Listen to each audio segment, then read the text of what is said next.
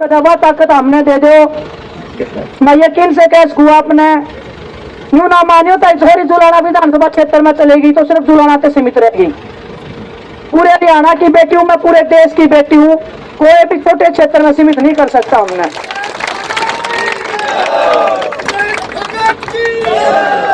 10 साल तक जब कोई पार्टी एक भी दिन सिंगल ऐसा नहीं गया होगा जो आपके बीच से उठ के या कहीं छुप गए हो।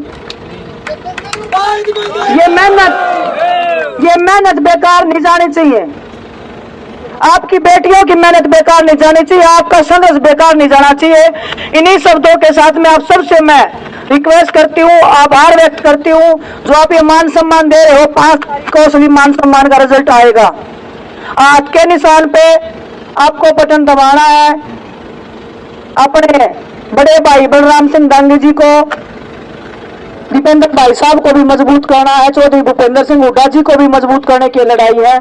आप सबका तहे दिल से धन्यवाद। जो मान सम्मान दे रहे एक और ताई और मैं खिलाड़ी हूँ। मैं इतना कहना चाहूँ मेरे बहन भाई जो है जब वो कितार क्या हुआ हर एक नंबर तक कोई टेस्ट में रह जावा है ना, एक बात जरूर बोल दिया उन्हें कि कोई बात नहीं बेटा अगली बार देख लेंगे। ये 2 शब्द है ना वो तारीख बड़का की जिंदगी बना दे हैं, हिम्मत बढ़ा दे हैं। मैं ओलंपिक में आई हूँ भाई साहब, उससे दिन फोन करके न परेशान हो रहे थे, रोन भी लाग रहे थे, मेरी तो बात नहीं हो पाई। सोमवीर तक बात करे थे तो जो तकलीफ जो लोग अपने मुसीबत के टाइम पर जो बुरे टाइम पर साथ खड़े हुए ना, यह तारे बालका की ताकत है। यह ताकत आप सब ने बढ़ना है। आप सबका बहुत बहुत धन्यवाद, बहुत बहुत आभार। 5 तारीख के बाद में खुशी बढ़ाओ, उससे पहले खुशी नहीं बनानी है। तारी छोरी के लिए धोखा हो लिया है, हमने पहले गोल्ड मेडल मान लिया था। हार से पहले हार जीत से पहले जीत नहीं माननी है। एक एक वोट को हमें बूथ तक लेके जाना है। कोई भी चाचा ताऊ बीमार पड़े मन ने बता दिया ताऊ और माँ आ जाएंगी, पत्ती बैठा ले जाएंगी बूथ पे ही। वोट नहीं जाना चाहिए कितने भी। सबका बहुत बहुत धन्यवाद, बहुत बहुत आभार। बहुत बढ़िया, बहुत बहुत धन्यवाद भाई। एक बार ही नारे लगावाएंगे कांग्रेस पार्टी की, चौधरी भूपेंद्र सिंह हुड्डा की, भावी मुख्यमंत्री भाई दीपेंद्र हुड्डा की, आनंद सिंह दांगी की, हरी सारा की। बहुत बहुत धन्यवाद।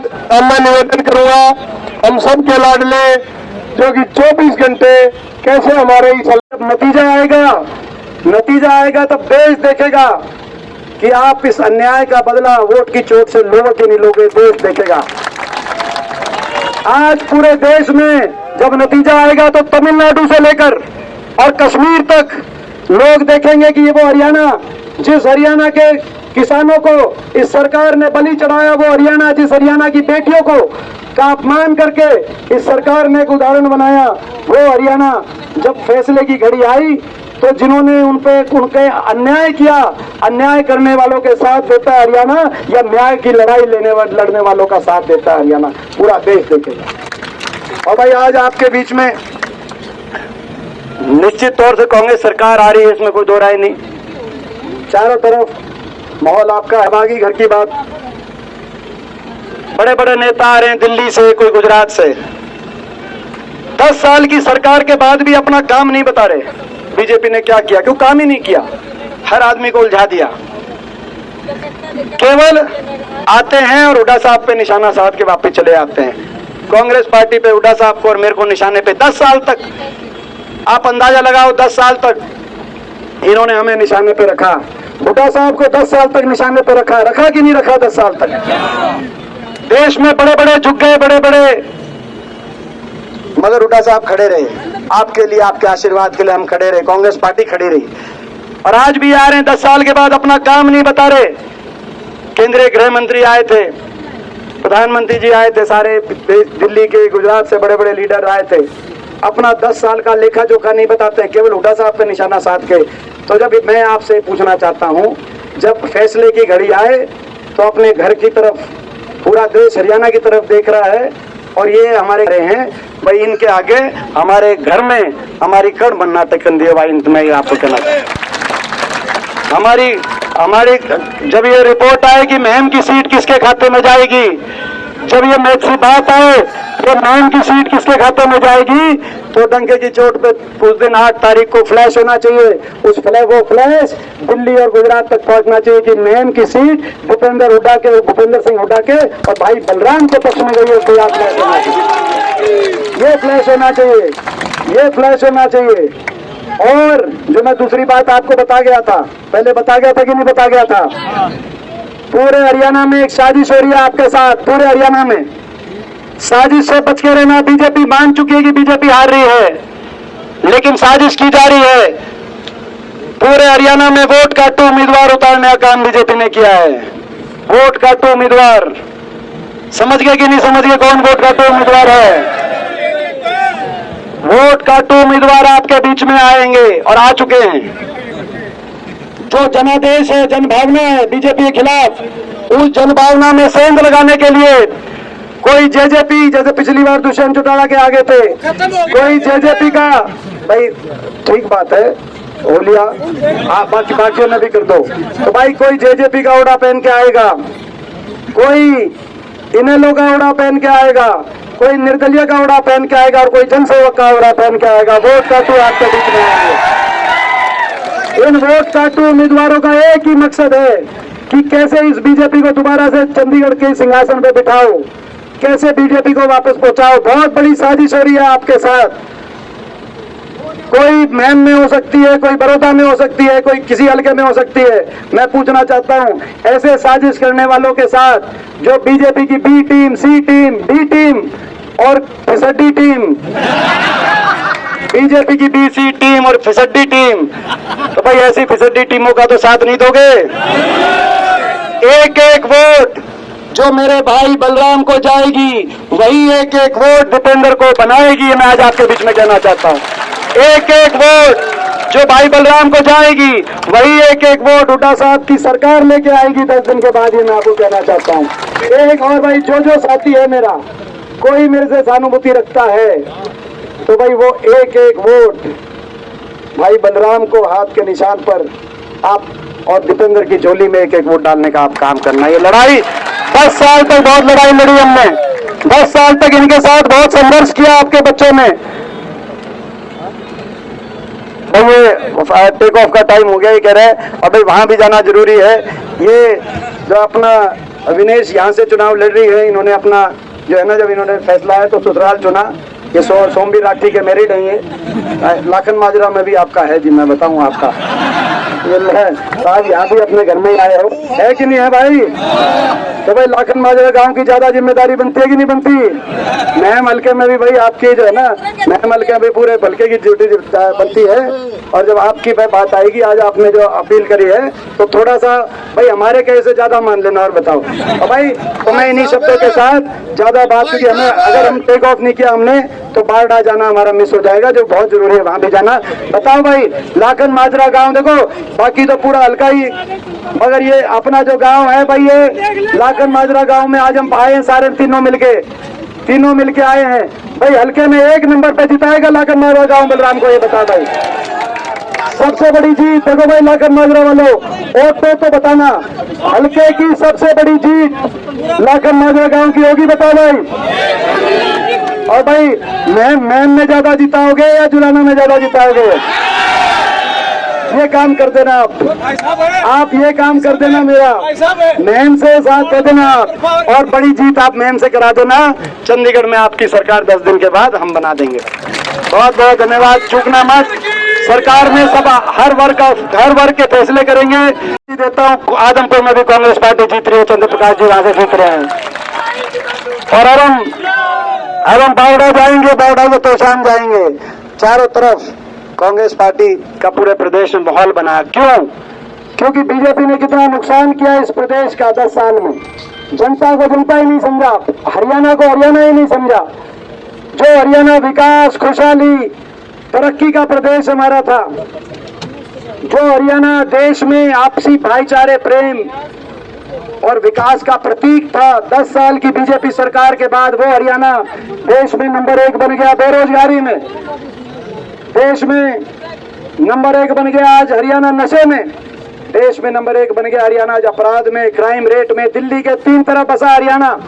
और केंद्र सरकार को संसद में जवाब देना पड़ रहा है जब हम पूछते हैं कि संसद में जो इस सेशन में हमने सवाल पूछा कि 28 प्रदेशों में सबसे ज्यादा बेरोजगारी कहाँ है, तो केंद्र सरकार ने रिपोर्ट कार्ड जारी किया हरियाणा प्रदेश की बीजेपी सरकार का कि सबसे ज्यादा बेरोजगारी हरियाणा प्रदेश में है। इससे ज्यादा दुख की क्या बात हो सकती है। हर आदमी को नजरअंदाज करने वाली है बीजेपी की 10 साल की सरकार। गरीबों की सारी स्कीम्स को बंद करने वाली है सरकार। बाबा साहब भीमराव अंबेडकर जी के संविधान को हरियाणा में संविधान की हत्या करने वाली है सरकार। 750 किसानों की जान की कुर्बानी लेने वाली सरकार। अगर इतिहास में कभी कोई आंदोलन 1 साल तक चला और 750 किसानों को जान की कुर्बानी देनी पड़ी, तो इस सरकार के समय ऐसा भी समय हमने देखा। ऐसी सरकार जिसने किसी को नहीं बख्शा। छोटे छोटे बच्चों को स्कूलों के आगे धरने देने पड़े, 500 स्कूल। इस सरकार के अंदर 500 धरने चले। हमारे सरपंच बड़े, जब चुनाव आपने हुआ, सरपंचों को जिताया, बहुत गौरव से और बड़ी आत्मविश्वास से बड़े सिंगर के चंडीगढ़ गए थे सरपंच अपनी बात मांगने। और उस सरपंचों का भी आपने देखा, सरपंचों पे भी लाठियां बरसाने वाली है सरकार। कर्मचारी ओल्ड पेंशन स्कीम के लिए गए थे, उन पे लाठियां बरसाने वाली है सरकार। आदमी को आदमी समझने ही नहीं वाली है सरकार। उलझा दिया हरियाणा के नागरिकों को, उलझा दिया आम आदमी को, उलझा दिया। कहीं पोर्टल में उलझा दिया, ऐसे ऐसे पोर्टल ले आए। कहीं आईडीओ में उलझा दिया, फैमिली आईडी में उलझा दिया, प्रॉपर्टी आईडी में उलझा दिया। उलझा दिया कि नहीं उलझा दिया नौजवान? और हरियाणा के नौजवान को उलझा दिया, हरियाणा के नौजवान को उलझा दिया कच्ची नौकरियों में। सीटी में 30 पेपर लीक हुए, कोई भर्ती नहीं हुई 5 साल तक। नौजवानों को केवल मिली ये ज्वाइनिंग के लिए नौजवान। ये जो नौजवान है ज्वाइनिंग की मांग कर रहे हैं कि कांग्रेस सरकार बनते ही, अभी कुछ दिन पहले तक ये बीजेपी की रैलियों में जा रहे थे, इनको भी समझ में आ गया कि हमारी सरकार आ रही है। और ये इन नौजवानों को केवल तारीख मिली, ज्वाइनिंग नहीं मिली 5 साल से। कहा कि पहले खट्टर साहब ने कहा 60,000 नौकरी लगाएंगे, फिर खट्टर साहब बदल गए। फिर नायब सिंह जी ने कहा लोकसभा से पहले 60,000 ज्वाइनिंग करा देंगे, तो लोकसभा चुनाव आ गया, बोला चुनाव। फिर बोला जी विधानसभा से पहले कर देंगे, फिर विधानसभा चुनाव आ गया। फिर अब विधानसभा चुनाव भी जब आ गया तो कहा विधानसभा के बाद बीजेपी की सरकार बनेगी। नौजवानों को 5 साल तक नौकरी नहीं मिली पक्की। कुछ ग्रुप सीओडी की तो कोई मिली नहीं। अगर कुछ क्लास 1 क्लास 2 की आई, उसमें भी हरियाणा से ज्यादा हरियाणा के बाहर के बच्चे लगे। नौजवानों को तो इस सरकार में मिला तो केवल एक काम मिला, जो सनी देओल की एक पिक्चर आई थी, सनी देओल की पिक्चर आपने देखी होगी। उसमें वो क्या है, इनको मिले केवल तारीख पे तारीख, तारीख पे तारीख, तारीख पे तारीख, और कांग्रेस की सरकार बनेगी। और कांग्रेस की सरकार बनेगी। नौजवानों सुनो, मेरे भाइयों सुनो, मेरी बहनों सुनो, नौजवानों, कांग्रेस की सरकार बनेगी। मेरिट पर समयबद्ध रूप से जॉब कैलेंडर लागू करके 2 लाख खाली पड़े सरकारी पदों को भरने का काम, अपने नौजवानों को रोजगार दिलवाने का काम करेंगे। और आपको मिलेगा ज्वाइनिंग पे ज्वाइनिंग, ज्वाइनिंग पे ज्वाइनिंग, ज्वाइनिंग पे।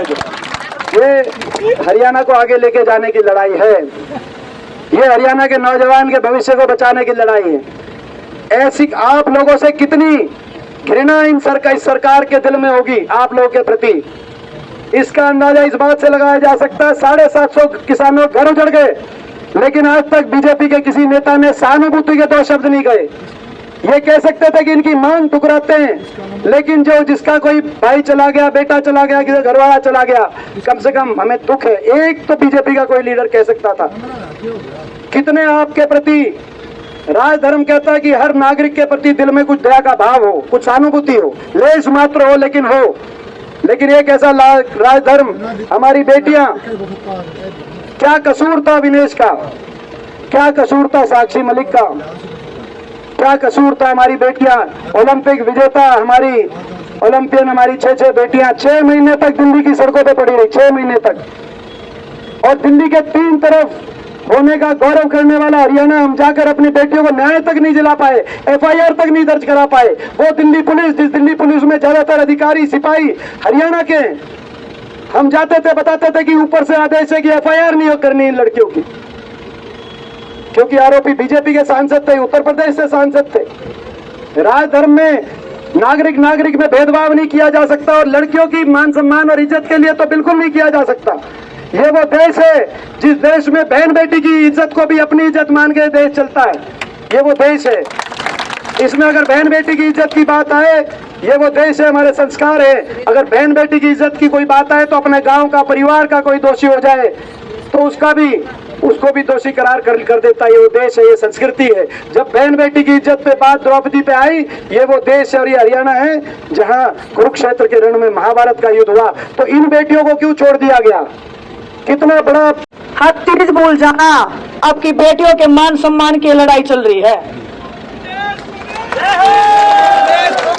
10 साल तक जो आपके साथ में जो अन्याय हुआ है, आपके सम्मान के साथ जो खिलवाड़ करने का काम भारतीय जनता पार्टी ने किया है, चाहे चंडीगढ़ के बॉर्डर पे हो, चाहे दिल्ली के बॉर्डर के ऊपर हो, हमारे अपनों को जो पीटने का, जो घसीटने का जो काम भारतीय जनता पार्टी ने किया है, हमारे बहन भाइयों को जो बेरोजगार करके विदेशों में जाके रहने को मजबूर किया है, वो खुश नहीं है वहां पे बिल्कुल भी।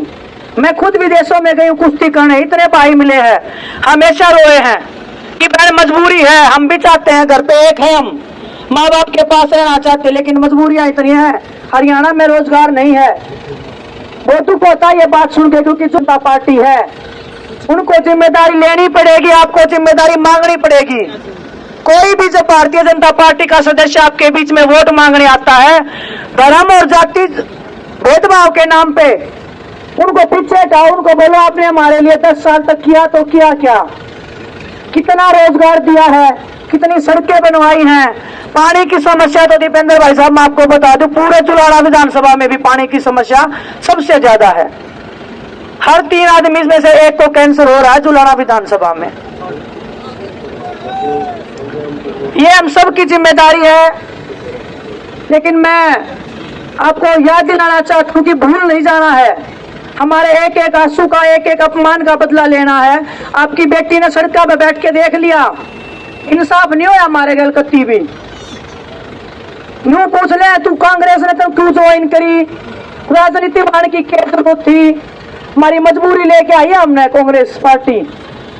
इन्होंने अंधेरे में उस दिए की तरह काम कराया था, जब आकारी थोड़ी रोया करती ना रहता न। दीपेंद्र भाई साहब, एक दिन की बात बताऊं आप सबके सामने, 28 तारीख ने जब हम घसराए थे, सबसे पहले वहां पे विरोध दर्ज करने वाले दीपेंद्र भाई साहब थे।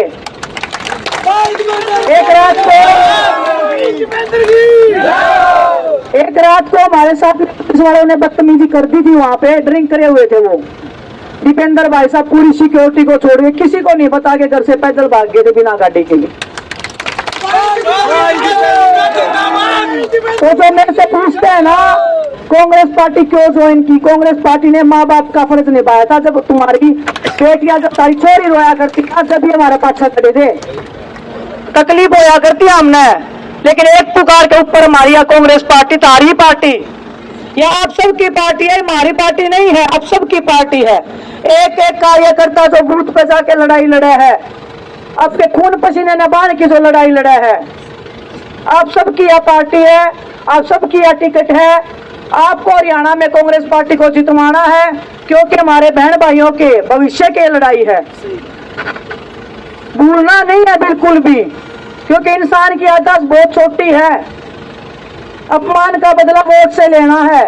जब हम जंतर मंतर पे बैठे थे तो हमारे बड़े ताऊ आया करते, छोरी बदला जरूर लेवेंगे। तो ताऊ ताई बदला लेने का दिन आ गया 5 तारीख। बहुत उम्मीद आज तक तारी छोरी ये बात कहने लग रही है, ये जो ताऊ और पगड़ी पड़ा हुआ है ना, इस पगड़ी खातर हमारा जान भी दे दे, हमारा खून खराब हो जाएगा इस पगड़ी के मान सम्मान खातर। यह उस सम्मान की लड़ाई है, हमारे बेरोजगार बहन भाइयों की लड़ाई है। जिस खेल के क्षेत्र में आज भी ओलंपिक में 6 मेडल आए हैं, 4 मेडल हमारे हरियाणा के हैं, लेकिन जो खेल का जो बजट जावा है वो गुजरात जावा है। हमने पूछना पड़ेगा हमारे हरियाणा ने क्यों नहीं वो बजट मिलता, जब हमारा हरियाणा सबसे ज्यादा मेडल ओलंपिक में हमेशा देता हूं लग रहा है। जो खिलाड़ी पहले खुशी खुशी जाया करते खेलने, वो रोते आवे हैं, क्योंकि ना तो उन्हें अच्छे कोच मिलते, ना वो सुविधा है।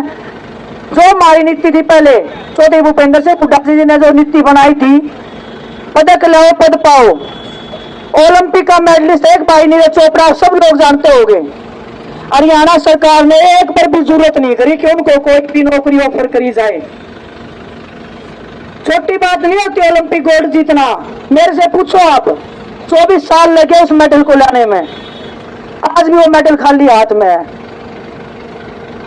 आप सबसे मैं उम्मीद करूं जो तकलीफ इस भारतीय जनता पार्टी ने तारत दी है, तारी छोरी तरी है, अपनी कांग्रेस पार्टी हर उस आंसू का बदला लेने का मद्दा रखा है, हिम्मत रखा है, लेकिन आपके साथ ही आपके